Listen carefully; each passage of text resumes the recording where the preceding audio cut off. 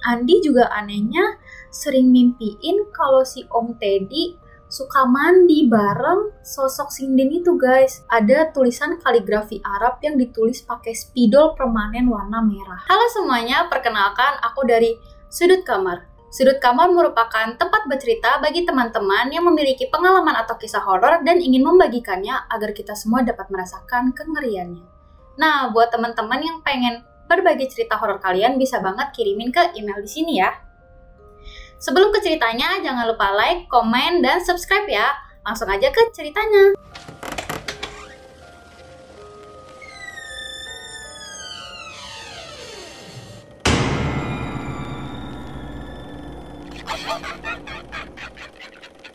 Aku mau disclaimer dulu, kalau misalnya nama-nama di dalam cerita ini udah aku samarkan demi kenyamanan pengirim cerita ya. Cerita ini dikirim oleh Andi yang tinggal di Bandung. Kehidupan si Andi itu dari kecil agak menyedihkan guys, karena sedari bayi itu Andi ditinggal sama ayahnya, karena ayahnya pengen menikah sama perempuan lain.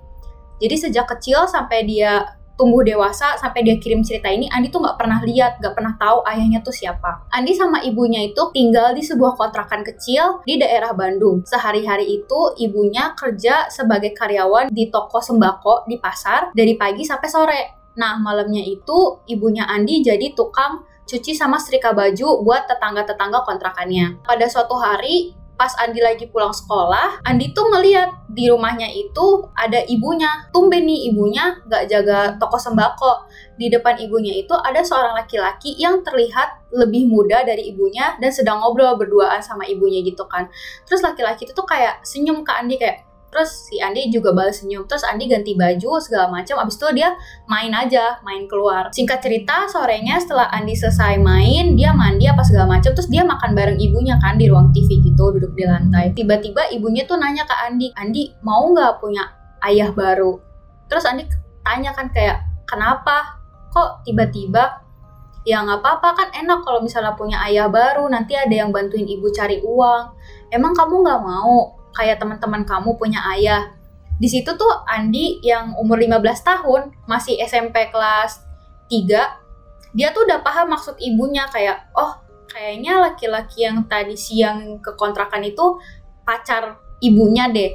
Jadi Andi kayak ya udahlah, ibunya juga udah lama kan sendirian. Andi kayak, oh ya udah nggak apa-apa asal ayah barunya nanti gak galak sama Andi. Terus ibunya kayak iya enggak kok gitu. Singkat cerita, ternyata si om yang tadi siang datang ke kontrakannya Andi sama ibu itu namanya Om Teddy. Ternyata bener, Om Teddy itu pacar baru ibunya. Mulai sejak saat itu si Om Teddy sering main ke kontrakan si ibu, dan si ibu tuh jadi jarang kerja karena harus menjamu si Om Teddy. Jadi kalau Om Teddy datang kan mau nggak mau ibu nemenin Om Teddy kan di kontrakan. Jadi ibu nggak kerja di pasar, atau kadang-kadang mungkin ibu nggak enak juga keseringan libur, ibunya di pasar, si Om Teddy tuh nungguin ibu sampai sore. Jadi tidur siang aja di kontrakan, nggak ngapa-ngapain, kayak kelihatan orang nggak kerja. Seminggu tuh bisa 4-5 kali ke kontrakannya si Andi. Kan Andi mikir kayak, kelihatannya nih om-om pengangguran si Om Teddy. Karena dia merasa khawatir, suatu hari si Andi nanya kan ke ibu, Bu, kok Om Teddy kelihatannya kayak nggak kerja, kesini mulu?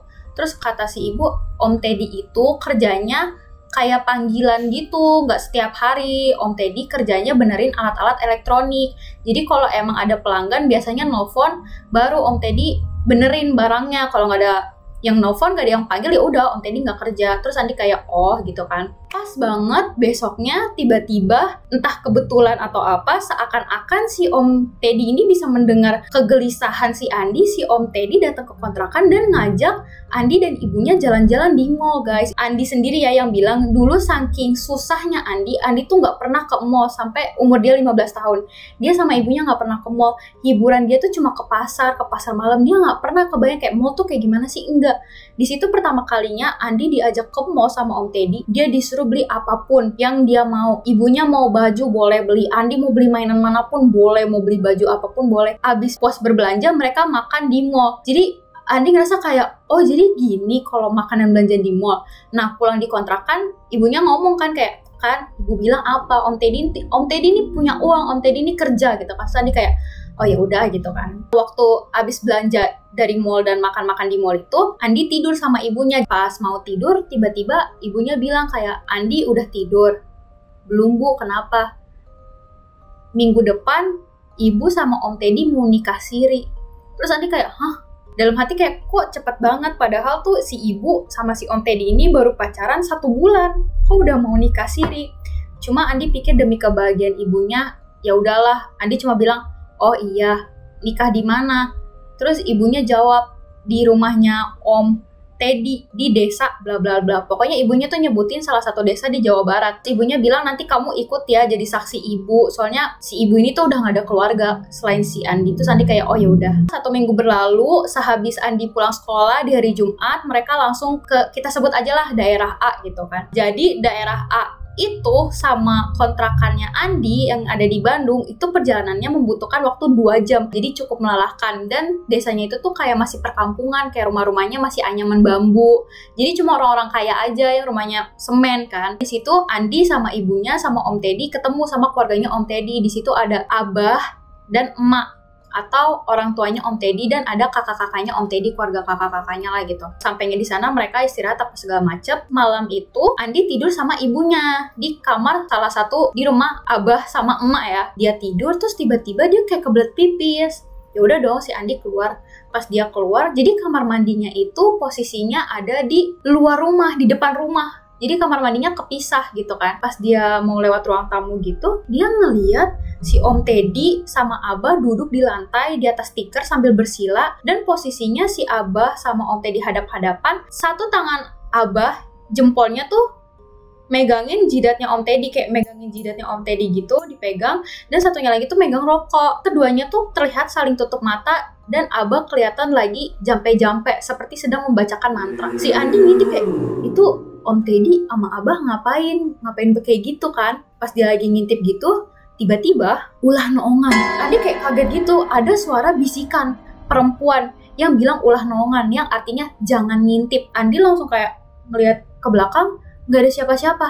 Tapi dia jelas banget denger suara perempuan, seakan-akan mulut si perempuan itu tuh deket banget sama kupingnya si Andi. Karena si Andi takut, jadi dia aduh kayaknya gak jadi pipis deh, mau tidur lagi aja. Jadi akhirnya si Andi balik ke kamar ibunya dan lanjut tidur. Besoknya di hari Sabtu, acara pernikahan antara ibu dan Om Teddy diselenggarakan. Nikahnya itu nikah siri ya guys. Jadi saksinya itu sedikit, cuma ada keluarga dari Om Teddy aja sama si Andi. Di malam minggunya itu si Andi tidur sendiri di kamar yang semalam dia tidurin sama ibunya, sedangkan ibunya tidur berdua sama si Om Teddy. Pas si Andi lagi tidur, dia mimpi dia itu tuh ada di aliran sungai yang deket rumah Abah. Jadi di rumah Abah itu tuh emang ada aliran sungai karena masih pedesaan. Andi ngeliat di sungainya itu tuh si Abah lagi duduk bersila pakai kaos kutang sama sarung di batu yang besar. Dia duduk bersila gitu kan si Abah, kayak lagi betapa. Dan di depannya itu tuh ada nampan isinya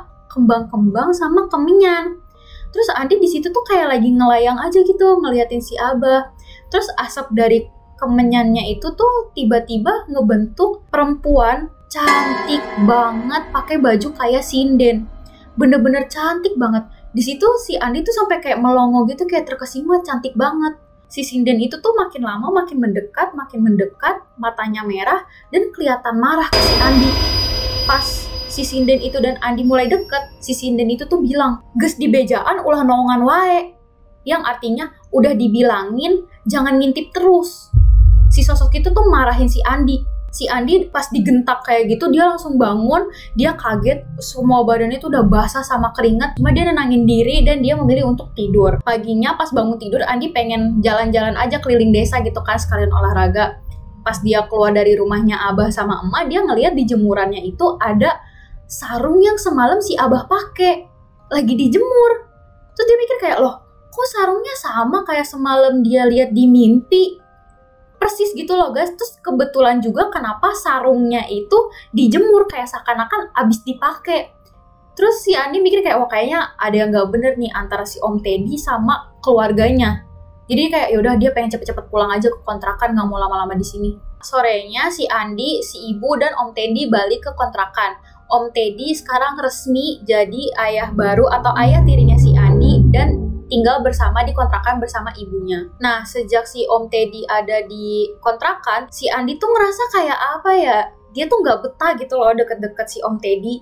Gak tau kenapa kayak risih aja gitu. Padahal si Om Teddy mah baik-baik aja. Om Teddy tuh nggak pernah yang jahat atau gimana-gimana. Malah si Om Teddy seakan-akan tuh pengen deketin si Andi. Cuma dari dalam diri Andi tuh kayak ngerasa pengen ngehindar gitu. Andi juga anehnya sering mimpiin kalau si Om Teddy suka mandi bareng sosok sinden itu, guys. Jadi Andi beberapa kali dimimpiin Om Teddy dan si wanita sinden yang cantik banget itu mandi di sungai, tapi mandinya pakai baju lengkap ya. Kayak si sinden pakai baju sinden, si Om Teddy ya pakai baju lengkap. Mereka tuh cuma mandi biasa aja di sungai yang tempat Abah betapa. Ada lagi keanehan dari Om Teddy, yaitu kadang ya Om Teddy tuh suka ada panggilan kerja kayak, ini saya ada panggilan nih, benerin mesin ini, benerin mesin itu, tapi di luar kota. Jadi Om Teddy pergi 1-2 hari nggak pulang. Tapi pulang-pulang, uang yang didapat atau upah yang didapat tuh nggak worth it gitu loh, guys. Jadi Om Teddy pergi keluar kota sehari 2 hari, tapi uang yang didapat cuma cukup buat makan 3 kali doang. Kayak seharian doang tuh udah habis uangnya. Ini nggak tahu ya, entah kebetulan atau apa, giliran si ibu sama si Andi mulai curiga, kok pergi beberapa hari uangnya nggak worth it, tapi berulang-ulang tetap mau sih dilakuin. Setiap si ibu sama si Andi mulai curiga, tiba-tiba si Om Teddy pulang bawa duit banyak. Jadi si Andi sama si ibu nggak jadi curiga. Sering kayak gitu loh, guys. Kayak entah kebetulan atau apa gitu. Karena penghasilan si Om Teddy yang nggak pasti, si ibu tetap aja kerja 2 kali. Pagi sampai sore dia kerja di pasar, malamnya jadi tukang cuci. Jadi kayak percuma. Ada atau nggak ada ayah baru, si ibu tetap kerja keras juga. Ibunya suatu hari curiga sama Om Teddy yang sering keluar terus nggak pulang gitu kan. Akhirnya pas Om Teddy lagi mandi, ibu iseng buka handphonenya Om Teddy. Dan di situ dia lihat HP-nya Om Teddy banyak banget chatan mesra sama berbagai wanita. Tapi di handphonenya itu tuh pesan masuknya nyebut Om Teddy tuh bukan nama Om Teddy, tapi banyak nama gitu loh, guys. Jadi seakan-akan si Om Teddy ini tuh punya banyak identitas. Ibu di situ kaget banget, tapi ibu bukan tipe-tipe yang langsung kayak nangis gitu, enggak. Ibu langsung cepet-cepet ambil HP-nya, dia pindahin nomor-nomornya itu, nomor cewek-ceweknya itu ke HP ibunya. Terus ya udah, ibunya pura-pura nggak tahu. Besoknya si Om Teddy pergi lagi. Di situ ibu mulai ngehubungin satu-satu wanita yang nomornya udah ibu pindahin. Ternyata wanita-wanita itu pacar-pacar Om Teddy. Dan ada beberapa juga istri Om Teddy yang dinikahin siri juga. Dan semuanya itu janda, sama kayak Ibu Andi. Intinya si Om Teddy ini sengaja pacarin atau nikahin siri janda-janda yang udah lama ditinggal suaminya buat diperas, guys. Jadi kayak misalnya dia deketin ibunya Andi, ntar uangnya diambil buat dikasih ke istri sebelumnya. Nanti dia minta uang ke istri sebelumnya buat istri sebelumnya. Jadi kayak uangnya diputer-puter gitu loh, guys.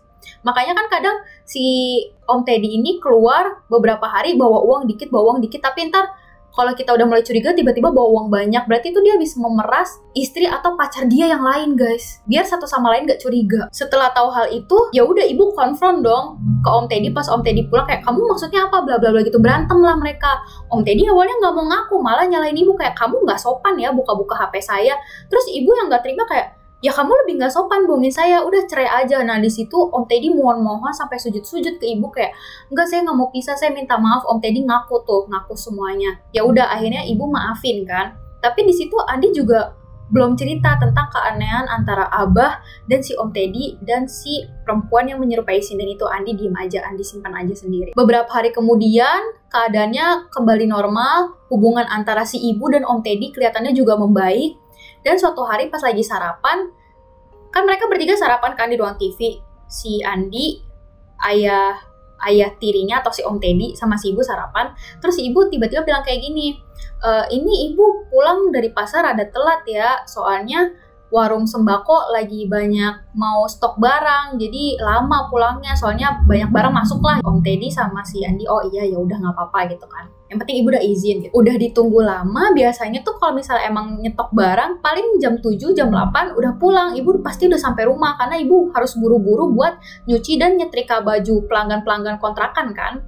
Tapi ini udah jam 9 lewat, si ibu belum pulang. Udah mulai khawatir kan. Si Om Teddy juga nanyain kayak, ibu kamu belum pulang? Belum om. Akhirnya si Om Teddy nyusulin ke pasar nyariin ibu kan. Pas udah nyampe di toko sembakonya udah tutup guys. Terus nggak ada kayak tanda-tanda barang stok baru masuk atau apa, enggak, tokonya udah tutup. Si Om Teddy pulang nanya lagi, ibu udah pulang? Belum om. Itu di toko sembako juga nggak ada siapa-siapa, tutup tokonya. Yaudah mereka memutuskan untuk mereka berdua nungguin si ibu pulang di ruang TV kan bareng-bareng. Mereka sambil nonton TV nungguin ibu, Andi ketiduran. Terus tiba-tiba suara ribut tuh, gitu. Andi kebangun, terus Andi ngeliat jam udah jam 12 malam. Ternyata ibunya baru pulang. Terus si Om Teddy tuh nanyain, kayak dicecer lah, kayak dikasih banyak pertanyaan. Kamu dari mana? Kamu sama siapa? Tadi saya ke toko sembako, kamu gak ada, kamu gitu. Terus ibunya tuh cuma sambil jalan bilang kayak, udah ntar aja saya capek. Terus si ibu tuh sambil ngelengos ke dalam kamar kan. Andi yaudahlah, Andi kayak udah yang penting ibunya udah pulang lah gitu, udah biarin lah suami istri berantem. Andi tidur lagi kan. Terus tiba-tiba si Om Teddy tuh teriak kayak, Andi sini lihat kelakuan ibu kamu, Andi kayak, hah kenapa? Andi langsung lari kan ke kamar. Nah di situ di kamar ada ibu sama Om Teddy, dan Om Teddy itu tuh lagi kayak narik-narikin baju bagian dada ibunya kan, kayak sini Andi sini. Terus Andi kayak kenapa gitu kan. Pas lagi ditarik-tarik itu kayak kelihatan di maaf ya, di bagian dada ibunya kayak ada bercak-bercak merah. Terus ibunya tuh kayak diem gak lepasin saya kayak gitu kan. Sama si Om Teddy ditarik, baju bagian dadanya sobek, dan di situ kelihatan kalau di atas, maaf ya, payudara ibunya ada tulisan kaligrafi Arab yang ditulis pakai spidol permanen warna merah. Di situ Om Teddy bilang tuh, lihat ibu kamu ngapain? Terus ibu langsung sinis kayak, kamu jangan so suci, kamu juga ngilmu kan? Ibu ngomong kayak gitu. Om Teddy langsung diem, dan Om Teddy langsung keluar gitu aja. Terus ibu ya udah cuek aja, si ibu pakai baju, dia tidur. Andi kan di situ kayak bingung ya, kayak awkward. Terus dia juga kayak sedikit kecewa, bingung, marah, sedih. Akhirnya Andi memilih buat tetap tidur di ruang TV. Dia keluar, dia nggak tidur sama ibunya malam itu. Pas Andi lagi tidur di ruang TV, tiba-tiba tok. Oh ternyata Om Teddy tuh abis kayak menjernihkan kepala lah. Ya udah akhirnya si Om Teddy sama si Andi tidur. Jadi posisinya itu tuh depannya TV, terus mereka tidur di depan TV-nya kan berdua. Pas si Andi lagi tidur sama si Om Teddy, Andi tuh mimpi kalau ibunya tuh lagi minta tolong, kayak tolong. Terus Andi kejar kan sumber suara itu. Pas Andi lihat ibunya itu tuh lagi disiksa sama dua sosok. Dua sosok itu tuh bentuknya sama, yaitu manusia setengah kerbau. Jadi kepalanya kerbau tapi badannya manusia, berotot dan tinggi. Satu sosok itu lagi pegang setrika zaman dulu yang dari besi bahannya dan nempelin ke muka ibu. Ini muka ibu tuh gosong dan meleleh. Terus nanti mukanya balik lagi seperti semula, tapi ntar ditempelin lagi pakai setrika, nanti meleleh lagi, diulang-ulang terus. Dan sosok satunya lagi itu tuh pecutin punggung ibu pakai pecutan terus-terusan. Di situ tuh ibu kayak teriak-teriak kayak, tolong Andi tolong ibu. Sosok itu yang lagi siksa ibu kayak nggak sadar atas keberadaan Andi, tapi Andi bisa ngeliat ibunya bisa ngeliat Andi. Tiba-tiba ada suara kayak, nah Andi kebangun. Dia lihat di sampingnya Om Teddy lagi sesak napas sambil pegangin leher dia sendiri sambil kayak kayak gitu kan. Terus Andi kayak, Om kenapa? Om kenapa? Si Omnya tuh kayak selalu ngelihat ke arah TV. Pas Andi ngelihat ke arah TV, sosok manusia setengah kerbau itu ada di belakang Andi. Jadi tuh pas Andi ngeliat TV, sosok itu tuh ada di belakang Om Teddy sama si Andi. Tapi pas Andi ngeliat ke belakang, sosoknya nggak ada. Om kenapa Om? Ibu ini Om Teddy kenapa Bu? Akhirnya si ibu keluar kan. Ya udah si ibu sama si Andi coba buat nenangin si Om Teddy. Tapi Om Teddy tuh tetap megangin lehernya sampai kayak kayak gitu terus kan. Akhirnya si ibu teriak dari dalam kontrakan kayak tolong, berharap tetangga-tetangganya pada dengar.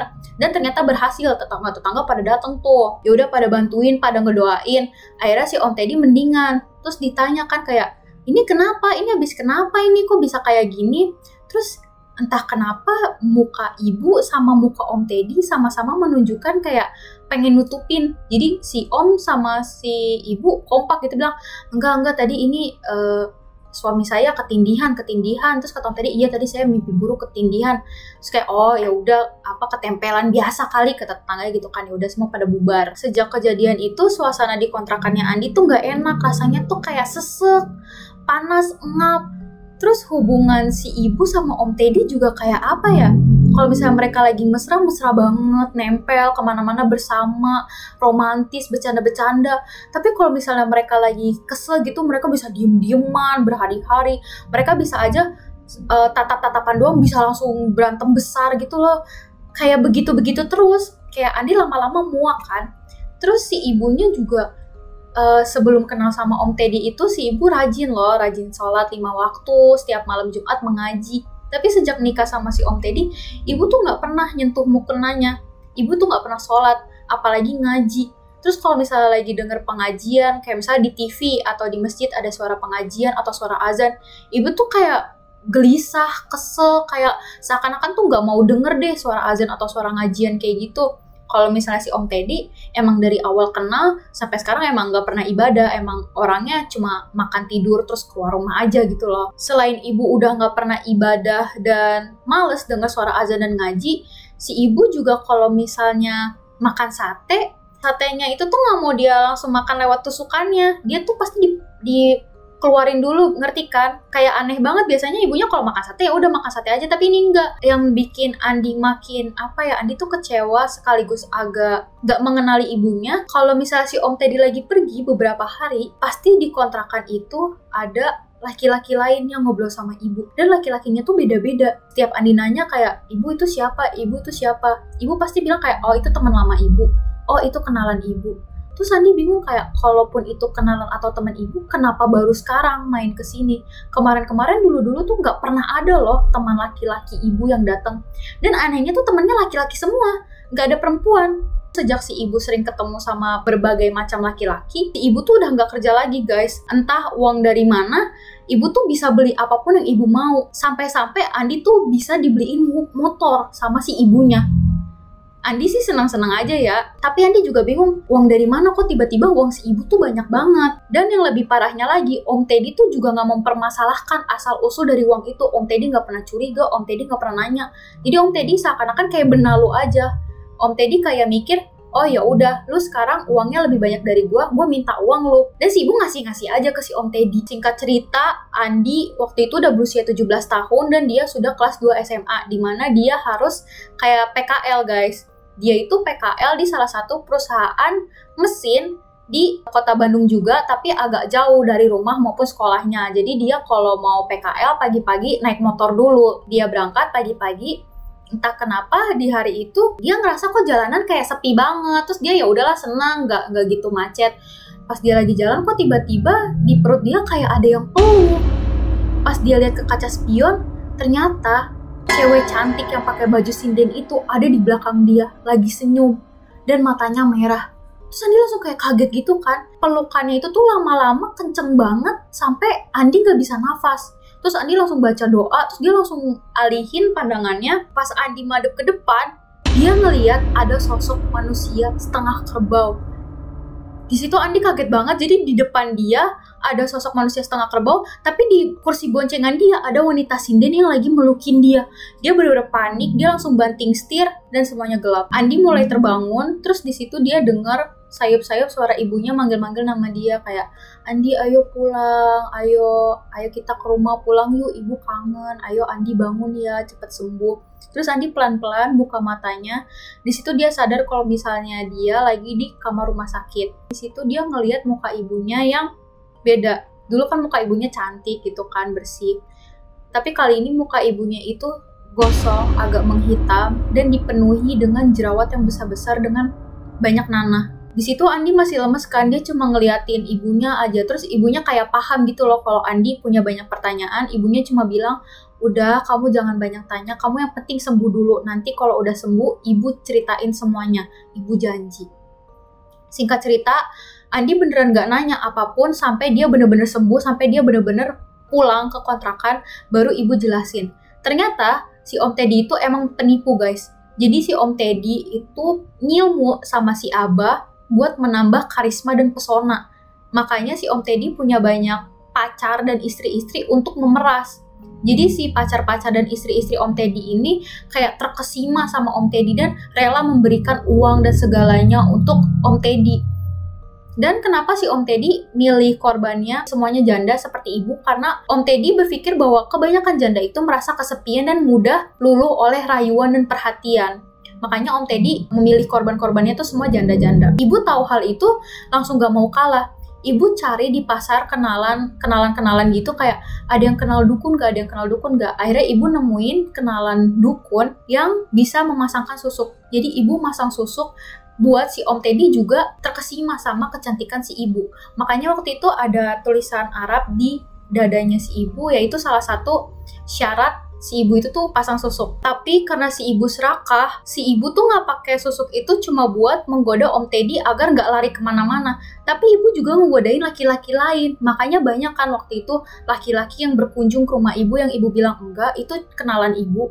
Enggak, itu cuma teman lama ibu. Ternyata ibu malah menjadi seperti Om Teddy. Ibu memeras banyak laki-laki, makanya uang ibu tuh banyak. Ibu nggak kerja lagi di toko sembako, nggak kerja jadi tukang cuci lagi, karena ibu udah dapat uang dari korban-korbannya. Makanya ibu sampai bisa beliin motor buat Andi.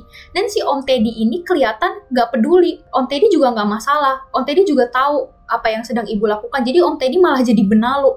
Om Teddy kerjanya cuma makan, tidur, ngambilin uang ibu, dan ibu juga nggak masalah gitu loh. Kenapa Andi bisa kecelakaan karena melihat dua sosok sekaligus? Itu karena pada saat itu Om Teddy sengaja menjadikan Andi sebagai tumbal. Jadi Om Teddy kayak, ya udahlah, tumbal kali ini si Andi aja. Karena si Om Teddy juga sejujurnya nggak sayang sama Andi, kan bukan anak kandungnya. Tapi untuk si ibu, makhluk yang setengah manusia dan kerbau itu dulunya meminta tumbal kayak cuma ayam cemani, terus kambing. Tapi lama-kelamaan syaratnya berganti jadi tumbalin hal yang paling ibu sayang, yaitu Andi. Pas ibu tahu, ibu langsung kayak, enggak, saya mau berhenti. Tapi udah terlambat kan, namanya juga tipu muslihat setan, kan emang suka menjebak. Akhirnya terjadilah kecelakaan itu. Di situ ibu langsung ke dukun itu bilang, udah saya mau copot susuknya, saya nggak mau pakai lagi, selamatin anak saya.